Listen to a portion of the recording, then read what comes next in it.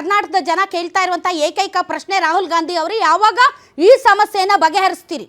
High command ಯಾವಾಗ ಈ ಸಮಸ್ಯೆನ ಬಗೆಹರಿಸ್ತೀರಿ? ಯಾಕೆ ಅಂತಂದ್ರೆ ಈ ವಿಚಾರದಲ್ಲಿ ರಾಜ್ಯದ ಜನಕ್ಕೆ ಸಿಕ್ಕಾಪಟ್ಟೆ ಬೇಜಾರಿದೆ. ಆಡಳಿತ ಕೂಡ ಸುಗಮವಾಗಿ ನಡೀತಾ ಇಲ್ಲ. ಎಲ್ಲಿ ನೋಡಿದ್ರಲ್ಲಿ ಬಣಗಳಾಗ್ತಾ ಇದ್ದಾವೆ, ಎಲ್ಲಿ ನೋಡಿದರಲ್ಲಿ ಇದೇ ಚರ್ಚೆ ನಡೀತಾ ಇದೆ.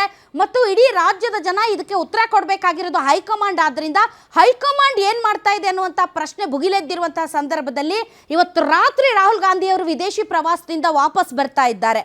ಇಷ್ಟು ದಿನ ರಾಹುಲ್ ಗಾಂಧಿ ಅವರು ಇಲ್ಲದೆ ಇರೋ ಕಾರಣಕ್ಕೆ ಎಐಸಿಸಿ ಅಧ್ಯಕ್ಷರಾದಂಥ ಮಲ್ಲಿಕಾರ್ಜುನ್ ಖರ್ಗೆ ಅವರ ನಿವಾಸಕ್ಕೆ ಎಲ್ಲ ಬಣಗಳ ಲೀಡರ್ಸ್ ಹೋಗಿ ಮಾತುಕತೆ ಮಾಡಿ ಬರ್ತಾ ಇದ್ರು.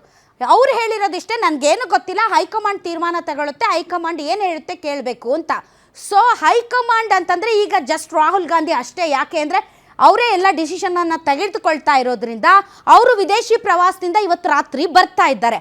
ಅದಕ್ಕಾಗಿಯೇ ಮಲ್ಲಿಕಾರ್ಜುನ್ ಖರ್ಗೆ ಅವರು ಬೆಂಗಳೂರಿನಿಂದ ದೆಹಲಿಗೆ ತೆರಳ್ತಾ ಇದ್ದಾರೆ.